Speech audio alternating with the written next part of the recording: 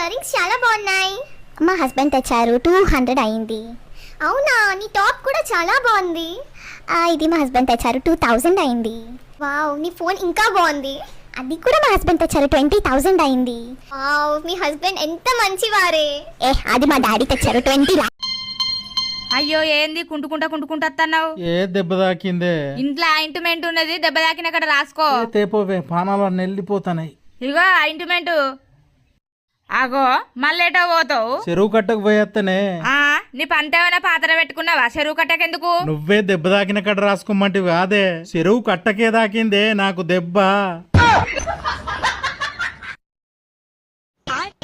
ఏమే చెప్పావా? నాకు జీతం పెరిగింది, మనం పని మనిషిని పెట్టుకుందాం. మరి నువ్వెవరు? సక్కని తల్లి రావులమ్మో రావులమ్మో రాయోలే కూసుల్లో.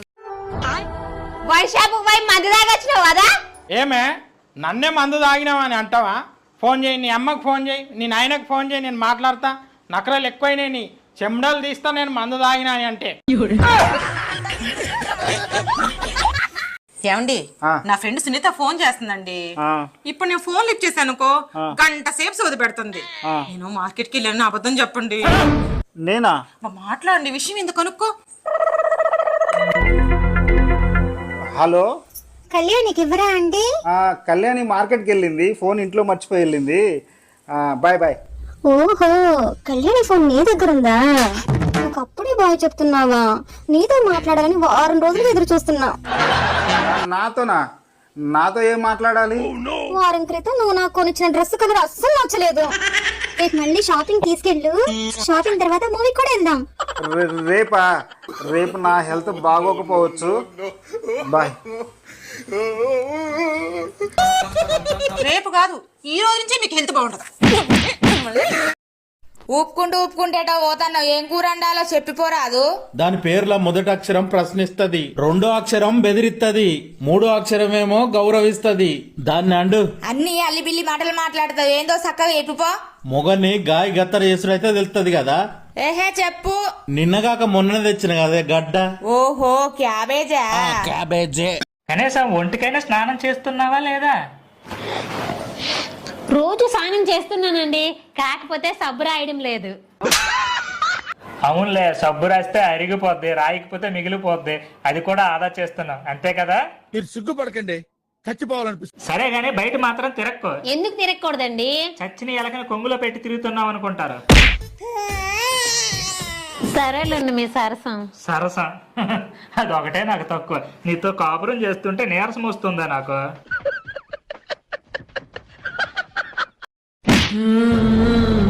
నన్ను కొట్టి చాలా తప్పు చేశావు నువ్వు. జన్ను నీ మొహం చూడను, నీ ఇంటికి రాను, నేను అప్పటికి వెళ్తున్నా. అరే, అప్పుడే శాలరీ వచ్చేసింది ఏంటి? అవును, మీ అమ్మ మీ నాన్న ఊరి నుంచి వస్తున్నారన్నావు కదా, వాళ్ళకి వంట చేస్తే నాగండి.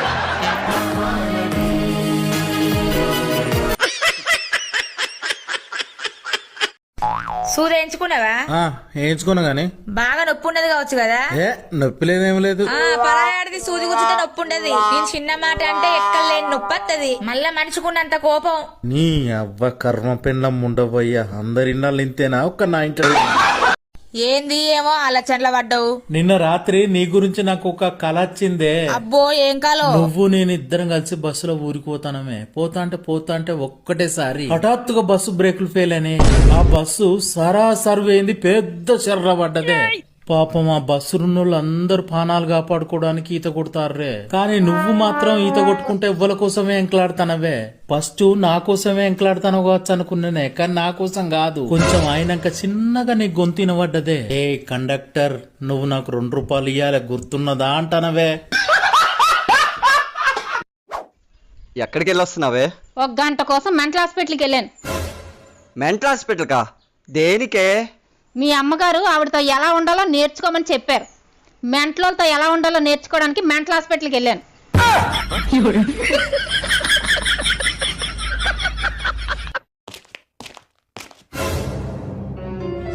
సల్మా, మా ఫ్రెండ్ శాస్త్రి వస్తున్నాడు. వాడికి అసలుకే బిల్డప్ ఎక్కువ. వాడి ముందు నువ్వు కూడా బిల్డప్ కొట్టాలి. హాయ్ సలీం, ఎలా ఉన్నావు? బాగున్నాను. ఏంటి, మన ట్రైన్ ఎండలో ఉండిపోయింది. తాళాలు ఇవ్వండి, గొడవలో పెట్టిస్తాను. ఏంటి మన హెలికాప్టర్ బాగా తిప్పు పట్టేసిందని ఇనుప సామాన్లోడికి వేసానండి. నేను బిల్డప్ కొట్టమన్నానే, వావులు బిల్డప్ కొట్టమనలేదే.